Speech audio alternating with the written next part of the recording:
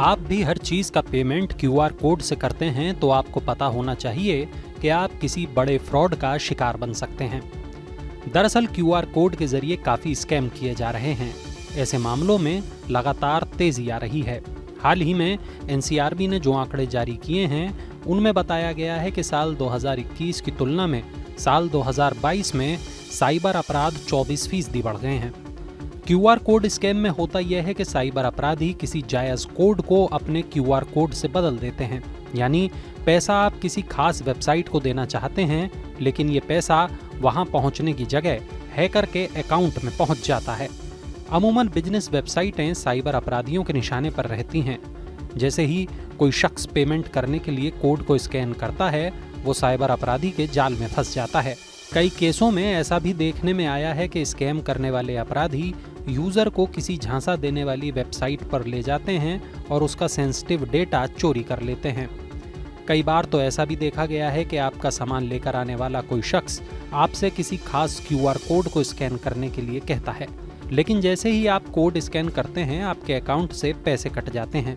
खास बात यह कि इस धोखाधड़ी में पैसा कटने का मैसेज काफ़ी देर में मिलता है या मिलता ही नहीं। इससे बचने का सबसे सही तरीका यह है कि सावधान रहें। इस बात को जान लें कि क्यूआर कोड सिर्फ पैसे भेजने के लिए इस्तेमाल किया जाता है, पैसा लेने के लिए नहीं। साथ ही कभी भी क्यूआर कोड स्कैन करने में जल्दबाजी न करें। पेमेंट करने से पहले क्यूआर कोड से जुड़े यूआरएल या वेबसाइट की ठीक से पड़ताल कर लें। अगर ज़रूरत न हो तो अजनबियों के साथ अपना मोबाइल नंबर, यूपीआई आईडी और बैंक डिटेल कभी शेयर न करें। इसके अलावा पब्लिक वाईफाई नेटवर्क का इस्तेमाल न करें। ऑनलाइन ट्रांजैक्शन के लिए एक सुरक्षित नेटवर्क का इस्तेमाल करें। अब सवाल यह है, आखिर साइबर अपराध क्यों बढ़ते जा रहे हैं? दरअसल जैसे जैसे टेक्नोलॉजी की पहुंच बढ़ रही है, इंटरनेट की पहुंच बढ़ रही है, मोबाइल की पहुंच बढ़ रही है, वैसे वैसे साइबर अपराधों में इजाफा हो रहा है। इनको दो तरीके से बांटा जा सकता है। पहले वो अपराध जिसमें एक दो लोग ही शामिल होते हैं। दूसरे वो अपराध जिनको गिरोह बनाकर किया जाता है। जिन मामलों में एक दो अपराधी शामिल होते हैं उनमें धमकी, जबरन उगाही और शारीरिक शोषण के मामले ज्यादा होते हैं। वहीं गिरोह बनाकर जिन अपराधों को अंजाम दिया जाता है उनमें अधिकतर धोखाधड़ी के मामले शामिल होते हैं। आपने देखा पढ़ा होगा कि जामताड़ा और मेवात के इलाकों से गिरोह बनाकर लोगों के साथ ठगी की जा रही है। ऐसे मामलों में बुजुर्गों को खासतौर पर निशाना बनाया जाता है। चूंकि वे लोग मोबाइल और टेक्नोलॉजी से ज़्यादा परिचित नहीं होते और ओटीपी टाइप के धोखों में आसानी से फंस जाते हैं। ऐसे में साइबर ठगों के लिए बुजुर्ग सॉफ्ट टारगेट होते हैं। इसके अलावा गांव देहात में रहने वाले लोगों को भी निशाने पर लेना इन साइबर ठगों के लिए आसान होता है।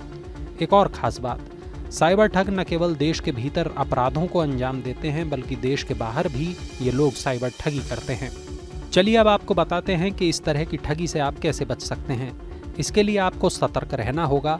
हर अनजान मैसेज, हर अनजान कॉल, हर अनजान ईमेल से आपको सावधान रहना होगा। ऐसे तमाम लोग हैं, तमाम गिरोह हैं जो आपको कभी मैसेज करके तो कभी कॉल करके और कभी ईमेल के जरिए ठगने की कोशिश करते हैं। कभी कोई अचानक आपके दरवाजे की बेल बजाए और कहे कि आपका कोरियर आया है।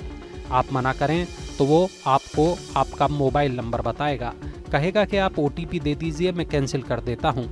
आप ओटीपी बताएंगे लेकिन ऐसा करते ही आप ठगी का शिकार बन जाएंगे।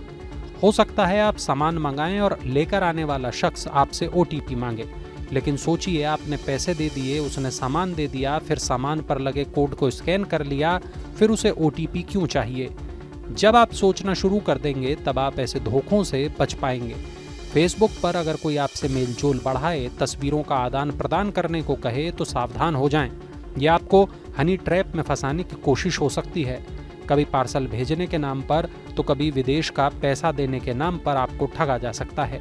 अगर आपको इस तरह के खतरों से बचना है तो सावधानी ही बचाव है, लेकिन अगर आपको किसी ने ठग लिया है तो पुलिस के पास जाने में संकोच न करें।